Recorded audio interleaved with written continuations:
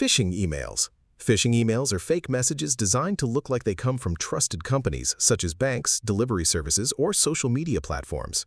They usually create urgency, warning you about a problem with your account or a missed payment, and ask you to click a link. That link leads to a fake website built to capture your login details, credit card numbers, or other personal data. Phishing became widespread in the early days of online banking and has grown more convincing over time. Modern versions often copy real branding perfectly and even personalize the message. What makes phishing especially dangerous is how ordinary it looks. One careless click can give criminals direct access to sensitive accounts. Business email compromise.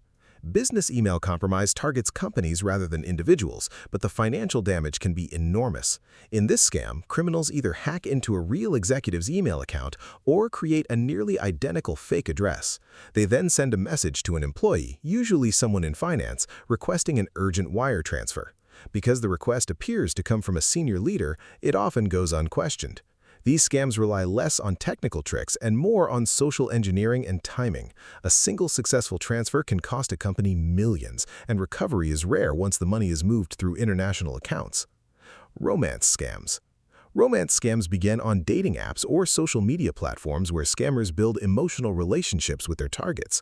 Over weeks or even months, they gain trust by sharing personal stories and consistent communication. Eventually, they introduce a crisis, such as medical bills, travel expenses, or investment opportunities, and ask for money. The emotional bond makes victims more likely to ignore warning signs. These scams are particularly harmful because the damage is not only financial, but deeply personal. Many victims feel shame and betrayal, which can prevent them from reporting the crime. Investment and cryptocurrency scams. Investment and cryptocurrency scams promise high returns with little or no risk. They often appear during periods of economic uncertainty or when new technologies gain attention.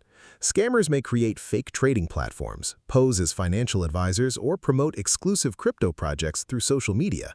Early on, victims might see small returns to build confidence, but those numbers are usually fabricated. When larger sums are invested, the platform disappears or withdrawals are blocked. The lack of regulation in certain online spaces makes these schemes harder to trace, and once funds are transferred, especially in cryptocurrency, they are extremely difficult to recover. Tech support scams. Tech support scams convince victims that their computer or device has a serious problem. The scam often begins with a pop-up warning on a website or an unexpected phone call claiming to be from a well-known technology company. The message urges immediate action to prevent data loss or hacking. Once contact is made, the scammer asks for remote access to the device and may charge a fee to fix the issue. In reality, there is no problem at all. Giving remote access can expose personal files, passwords, and financial information.